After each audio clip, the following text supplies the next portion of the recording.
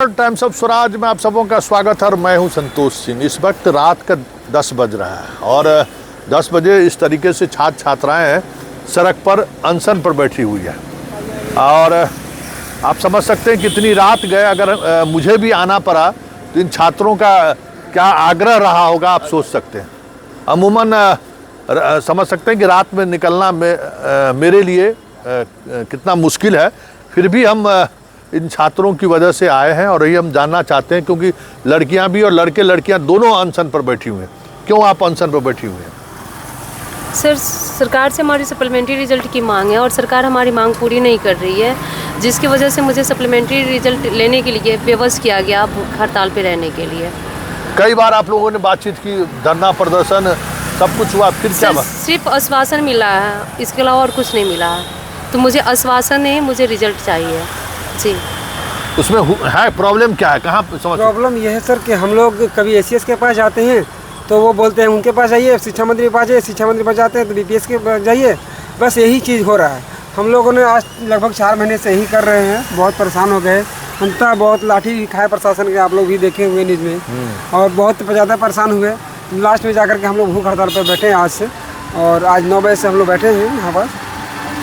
देखते हैं कब तक क्या होता है। जब प्रशासन का कोई आदमी बातचीत करने के लिए आया है? कोई आए थे, वो मतलब हम लोग का नाम लिख के ले गए हैं बस। अच्छा। और कुछ नहीं। बाकी हम लोग यहाँ बैठे हैं और हम लोग तब तक यहाँ बैठे रहेंगे जब तक रिजल्ट नहीं मिल जाता, चाहे जान क्यों नहीं चला जाए। अच्छा, तो सप्लीमेंट्री रिजल्ट देना है, ये सरकार कोई कहा था क्या कि हम सप्लीमेंट्री, कैसे आप सप्लीमेंट्री रिजल्ट? शिक्षा मंत्री हम लोग तो जैसे कि TR1 में आया था, TR1 में आया था। इसके बाद TR2 में क्या हुआ कि केस हो गया और जल्दी तुरंत TR3 आ गया, तो टाइम भी नहीं मिल पाया।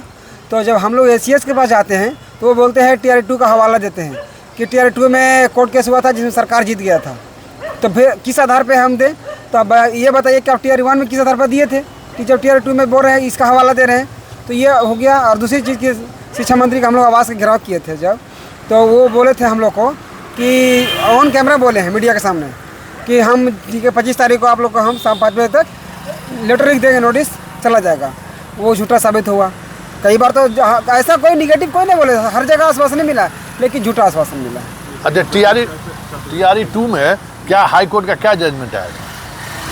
TR2 में शायद SC/ST वेलफेयर वाला में कुछ आया था रिजल्ट सप्लीमेंट्री, बाकी लोगों का शायद कुछ नहीं आया था जजमेंट। हमको उतना पूरी तरह से याद नहीं है, लेकिन ऐसा सुनने में सरकार जीत गई थी, ऐसा सुनने में आया है, लेकिन हमें उसका थोड़ा सा कंफर्मेशन नहीं है। अच्छा, तो बाकी अधिकारियों से बात करें तो क्या बोल रहे हैं वो लोग? देखिए सर, पक्ष हो या विपक्ष हो, कोई आधिकारिक रूप से इसमें रुचि लेना नहीं चाह रहे हैं सर। एक दूसरे पर सिर्फ जिम्मा दे के अपना पल्ला झाड़ रहे हैं। कोई विधिवत तरीका से, कोई आधिकारिक रूप से मेरे काम पर किसी का ध्यान नहीं है, जबकि सर मेरा जो मांग है बिल्कुल जायज़ है, 100% जायज़ है सर। ये तो अब तो TR4 लाने की बात हो रही है। ये सब जुमलाबाजी है, वोट आगे नहीं है सर। वोट आगे है ताकि जो लड़का है इस सच्चाई के लिए लड़ रहा है हमसे, ताकि अगर फोन हम कर देंगे तो सब बढ़िया बिस्तर लेके घर चल जाए। जब आप सर विज्ञप्ति में निकाले थे कि एक पद के लिए एक ही रिजल्ट हमको जारी करना है, एक पद के लिए एक ही रिजल्ट जारी करना है, और जितना सीट है उसको उतना पर हमको बहाली करना है। एक शिक्षक का 3-3 जगह सर रिजल्ट आ गया। इतना तक हद जब पार कर गया, कब? जब एक ही शिक्षक का 3 जगह विद्यालय अलॉटमेंट कर दिया। वो दुर्भाग्य कहिए बेइज्जती, जिला नहीं चेंज कर दिया, नहीं जिलो चेंज कर देता। एक शिक्षक का सहरसा दे देता, एक शिक्षक का। ये सारा चीज आप फैक्ट सरकार को दिए हैं? सरकार खुद लिख के विज्ञप्ति दी है, तो हम तो दिए हैं 100 बार, 1000 बार, जबकि सरकार का जो लिखित है वो हम बता रहे हैं सर। तो फिर क्यों नहीं कर रहा है, क्या कर रहा है? सरकार अपना मर्जी से काम कर रही है। उसको ये लगता है सर, विधानसभा आगे चुनाव है, ये 50,000 सीट, अभी 45,000 बच गया, और कुछ उधर जोड़ देंगे तो 70-80 हज़ार आगे सीट हो जाएगा। हम तो बहाली कर दिए, बहाली तो हो गया। पेपर में TR1 और TR2 और TR3 तीनों के मसले पर अगर आप गौर करिएगा तो सरकार भले कह रही हो कि हम 3 लाख से ज़्यादा शिक्षकों को बहाल किए हैं, लेकिन सच्चाई यही है कि TR1 में भी जितनी वैकेंसी थी उससे बहुत कम लोग ज्वाइन किए। और ये जो, और एक और बात जो सबसे महत्वपूर्ण बात है कि जिनको अनुकूल पोस्टिंग नहीं मिला वो ज्वाइन भी नहीं किए। कितने ऐसे हैं जो ज्वाइन करके छोड़ भी दिए, मतलब तो एक दिन स्कूल गए उसके बाद दोबारा स्कूल नहीं गए। तो अगर TR1, TR2 और 3 को भी मिला देंगे तो ये जितनी वैकेंसी की बात कर रहे हैं उससे आधे से कम लड़के ज्वाइन किए हैं। और उसमें विशिष्ट वाले और बाकी लोगों को जोड़ दे, जो सक्षमता वाले लोग इधर आए, उसमें भी बहुत सारे लोग ऐसे हुए कि जिनको अपना जिला नहीं मिला तो वो ज्वाइन नहीं किए। ये लड़ाई आप लोग बहुत दिनों से लड़ रहे हैं, लेकिन क्या सरकार भी कह रही है कि हम आपको जल्द करने जा रहे हैं, शिक्षा मंत्री बार बार कह रहे हैं, आप लोग मुख्यमंत्री तक का घेराव किए, लेकिन कोई सुनने को तैयार नहीं है। देखिए सर, हम लोग 120 दिन से लगभग 4 महीना से यहाँ पर बैठे हुए हैं और ये एसीएस सर जो है 2.0 के रिगार्डिंग जो कोर्ट का फैसला आया था उसमें लिखल है कि जो 2.0 का जो सीट बच गया था उसका हम 3.0 में कैरी फॉरवर्ड कर दिया जजमेंट में, इसलिए हम सप्लीमेंट्री रिजल्ट नहीं देंगे। वो अलग उसका रिगार्डिंग है, 2.0 के लिए रिगार्डिंग है। 3.0 का वो इसमें कोई उसका जो है नहीं मेल खाता है। 3.0 का जो सीट बचल है वो तो 4.0 में कैरी फॉरवर्ड नहीं हुआ अभी, तो आप तो सप्लीमेंट्री रिजल्ट दे सकते हैं, लेकिन सरासर ये 2.0 को लेकर चल रहा है जो कि सरासर झूठ है। और अभी तक हम लोगों को कोई नेगेटिव चीज़ नहीं बोले, इमोशनल के साथ अभी तक खेलते आ रहे हैं। और 4.0 मान के चले निकाल देंगे तब हम लोग कहाँ जाएंगे, रोड पर बैठले रह जाएंगे। ये सरासर ये सर जो 25 नवंबर को शायद रिटायर होने वाले हैं, ये हम लोग के साथ उसके कलम में पावर है कि रिजल्ट दे सकते हैं, लेकिन हम लोग के साथ बहुत अन्याय करके वो जा रहे हैं। यदि नहीं देते हैं तो हम लोग उसका विरोध जिंदगी भर करेंगे। कहीं ना कहीं पेच एसीएस फंसा के रखे जी। हम लोग को, कहीं ना कहीं एसीएस हम लोग को भी अंदर से न्यूज पता चल रहा है, एसीएस महोदय ही हम लोग का पेच फंसा के रखे हैं, जबकि उनको चाहिए कि हम लोग को ये दे करके अपना कम से कम जो रिटायरमेंट है वो भला पाए कि हमसे चलो लड़कों लोग को भला कर दिए। सर, हम अपने साथी पर थोड़ा बात करना चाहेंगे। हाँ। जिस राज्य के अभिभावक हमारे नीतीश कुमार हैं, सभी विभागों का मालिक नीतीश कुमार, और उनका एक साधारण सा कर्मचारी है वो एसीएस, मतलब पूरा शिक्षा विभाग एसीएस पर चलता है क्या सर? हमारे राज्य के मुखिया पर को विचार करना चाहिए था कि स्थिति बहुत गंभीर है, कैसे नहीं जाती है बात।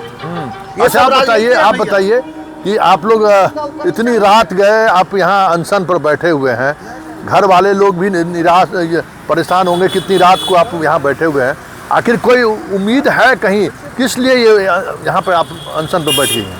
हम तो यहाँ सप्लीमेंट्री रिजल्ट के लिए बैठे हुए हैं, लेकिन लग रहा है कि तानाशाही की सरकार चल रही है। अपने मन मर्जी से जो करना है उसके लिए कोई हम लोग भूखे मरे कुछ भी, ये क्या हम लोग नहीं किए, किसके पास हम लोग नहीं किए, और अदेव में हम लोग भीख थोड़े ना मांग रहे हैं, वो हमारा अधिकार है। जब आप प्रायोरिटी लेते हैं कि एक अभ्यर्थी के लिए 1 सीट आप देंगे तो आप 1 ही क्यों नहीं दिए? तो ये तो गलती आपके ये बीपीएससी का है ना कि वो 3 सीट पे रिजल्ट जारी किया और आप उसमें करवाएं। तो मान लीजिए कि गलती आपकी है, तो आप जितने सीटों पे डॉक्यूमेंट वेरिफिकेशन के दौरान मल्टीपल सीट पे जितने भी सीट खाली है उस पे आप सप्लीमेंट्री रिजल्ट जारी करें। इसमें हम कहाँ न जाए, जो खुद शिक्षा मंत्री अपने मुंह से करें कि आप लोग का मांग जायज़ है, तो फिर देर कहाँ है? सबको जायज़ है, फिर देर क्यों है? अब हम लोग ये सोचे हैं कि हम लोग भूखे मर जाएंगे, ये उनको समझ में नहीं आ रहा है कि अगर हमारे एक कलम से हज़ारों घरों में खुशियों के दीपक जल सकते हैं तो जाने दीजिए, हमारे ही एक मौत से अगर उनको समझ में आ जाती है तो ठीक है, उसी समय उनको समझ में आएगी। अब हम तब तक भूख हड़ताल पर बैठे रहेंगे जब तक वो हमारी बातों को नहीं सुनेंगे, और बातों को सुनना ही नहीं है, अब उनको सीटों के साथ अधियाचना भेजना होगा। कोई आश्वासन से अब काम नहीं चलेगा।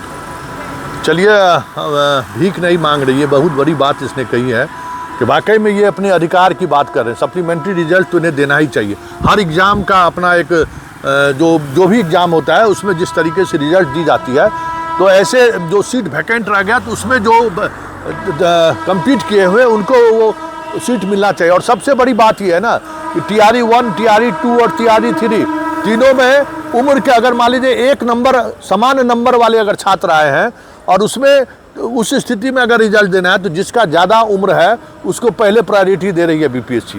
तो अब तो कम से कम उस सेम नंबर वाले तमाम छात्र ऐसे हैं जिनको, हाँ, आप क्या कर रही थी? अगर वो समान नंबर लाते हैं और ज़्यादा एज वालों को आप प्रायोरिटी दे रहे हैं तो उसके बाद 1 सीट पे तो एक ही अभ्यर्थी नहीं स्कूल में पढ़ाएगा, तो उसके बाद जो सीटें खाली रह गई वहाँ वो जो समान नंबर लाए हैं और जो 1-2 नंबर से नीचे है उसका वेटिंग लिस्ट जारी करिए। आपको नहीं अगर ये है तो आप ही बीपीएससी आयोग से मंगवा लीजिए कि कितने लोग टाई ब्रेकर पे हैं, कितने लोग 1-2 कम नंबर पे हैं, और उतना ही सीट आप भेजिए और रिजल्ट जल्द से जल्द जारी करिए। चलिए इस कार्यक्रम को अब यहीं खत्म करते हैं। ये सवाल पिछले कई महीनों से कहीं न कहीं सरकार के हर सिस्टम में बैठे हुए लोगों के पास किसी न किसी रूप में जरूर याचना कहिए या फिर आंदोलन के रूप में बच्चों ने अपनी ताकत दिखाई है, छात्रों ने अपनी ताकत दिखाई है।